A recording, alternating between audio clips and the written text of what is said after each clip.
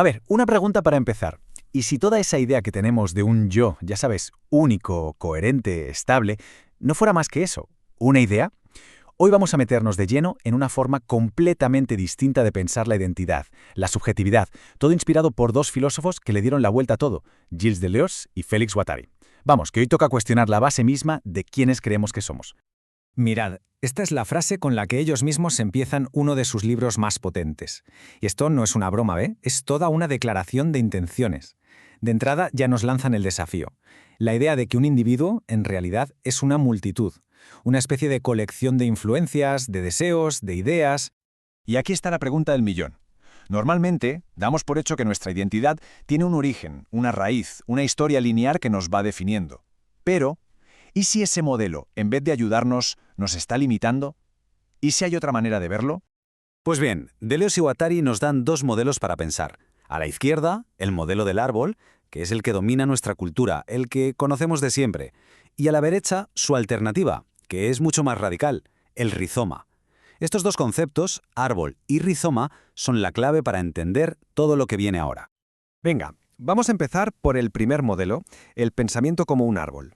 Podríamos decir que es como el sistema operativo que viene por defecto en la cultura occidental. Es tan familiar que a menudo ni nos damos cuenta de que es solo una forma de ver las cosas, no la única. Fijaos en cómo funciona, que es bastante intuitivo. Primero, siempre se busca un origen, una raíz que lo explique absolutamente todo. Luego todo es jerárquico, bien organizadito, de arriba abajo, como un organigrama de una empresa, vaya. También sigue una línea predecible, una genealogía, como el clásico árbol genealógico. Y al final todo se une en un tronco central, una identidad principal que lo sostiene todo. Así es como pensamos, cómo organizamos las empresas e incluso cómo nos contamos nuestra propia vida. Y esta cita lo clava. Es que este modelo no es solo una metáfora, ¿eh? Está metido hasta el tuétano de nuestra filosofía, en la ciencia, en la política. Esa idea de buscar la raíz de un problema o los fundamentos de una teoría, eso es puro pensamiento de árbol. Y ahora vamos con la alternativa, el rizoma. Pensemos en el césped o en el jengibre. No tienen un centro claro, no tienen un principio o un fin. Crecen por el medio, conectando puntos de formas que no te esperas.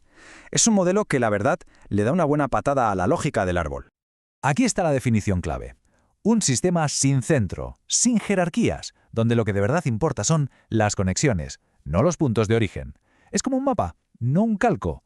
Un sistema abierto que está siempre cambiando. Esta frase transmite una sensación de movimiento increíble. El rizoma es un interser, un intermezo, o sea que no va de puntos de partida o de llegada, sino de lo que pasa en medio. La conexión en sí misma es lo que cuenta. ¿Y estos son sus principios? A ver, primero, conecta cosas que no tienen nada que ver, sin intentar unificarlas. No se compone de unidades, como las ramas, sino de multiplicidades que cambian al conectarse. No tiene una historia lineal, es antigenealógico. Y su lógica es la de la suma. Esto y esto y esto otro, en lugar de la lógica del árbol, que siempre te hace elegir o eres esto o eres aquello. Vale, y ahora vamos a aplicar este modelo a nuestra propia subjetividad. Aquí es donde la cosa se pone de verdad interesante. ¿Qué pasa si nuestra identidad no es un árbol con una raíz bien plantada, sino un rizoma que no para de extenderse? Pensemos en ello un segundo. Si esto es así, significa que no hay un yo auténtico ahí dentro, esperando a que lo descubramos. Lo que somos, más bien, es un conjunto de conexiones que no paran de cambiar. Conexiones con libros, con ideas, con gente, con sitios, hasta con virus. Y aquí está el quid de la cuestión.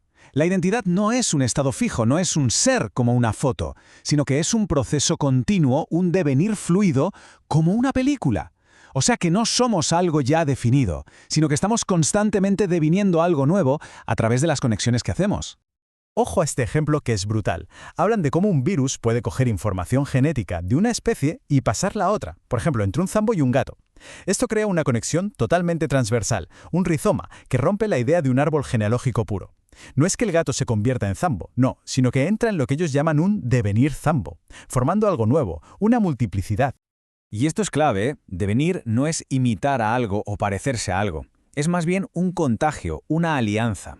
Es cuando dos cosas distintas se conectan y de ahí sale algo nuevo, una especie de línea de fuga que no existía antes en ninguno de los dos por separado. Claro, el tema es que no vivimos en una burbuja. Estamos rodeados de fuerzas sociales que intentan todo el rato meternos en una estructura de árbol. Quieren organizarnos, fijarnos, darnos una identidad única y estable para poder controlarnos mejor. Deleuze y Guattari hablan de dos tipos de organización. Por un lado está lo que llaman la segmentalidad molar o dura. Pensemos en las grandes estructuras. El Estado, la familia, los roles sociales, son como líneas rígidas que intentan organizar nuestra vida. Pero por debajo, siempre, hay otra cosa fluyendo. La segmentalidad molecular o flexible. Son los deseos, las pequeñas relaciones, los devenires que se escapan a ese control. Para ellos, es en este nivel, en lo molecular, donde ocurre la vida de verdad. Y otra idea potentísima, la rostridad. Es como una máquina social que nos asigna un rostro, una identidad fija, y que se pueda reconocer. Nos dice, tú eres esto, tienes que ser así. Es la cara que nos hace elegibles para el poder, la que nos mete en una casilla y limita todos nuestros posibles devenires. Entonces, si estas fuerzas molares nos están estructurando todo el tiempo, ¿qué se puede hacer? Pues la respuesta no es una gran revolución, sino algo mucho más sutil, más personal. Se trata de trazar líneas de fuga. Una línea de fuga es básicamente una desterritorialización. Es cuando creamos una conexión de tipo rizoma que nos saca de esas casillas, de esos segmentos duros que nos definen. Es un acto de creación, un escape. Puede ser un hobby nuevo, una relación que no te esperabas, una idea que te cambia la forma de ver el mundo. Es cualquier cosa que rompa el patrón establecido. Y esta idea es fundamental. El cambio de verdad, la verdadera naturaleza de una sociedad, no está en sus grandes estructuras, sino en estas pequeñas fugas moleculares. En todo eso que se escapa, que fluye por debajo del radar de las grandes organizaciones y de las narrativas oficiales. Así que al final todo esto no es solo una teoría súper abstracta, es una herramienta práctica. Nos da un lenguaje nuevo para pensar en la libertad no como una meta a la que llegar, sino como un proceso que no para nunca, el proceso de crear nuevas conexiones, de experimentar y de devenir otra cosa.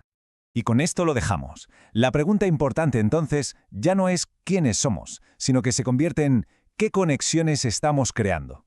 ¿Dónde están esas pequeñas rupturas, esas alianzas inesperadas? Porque son esas líneas de fuga las que nos permiten escapar de las estructuras y abrirnos a la multiplicidad que, en el fondo, ya somos.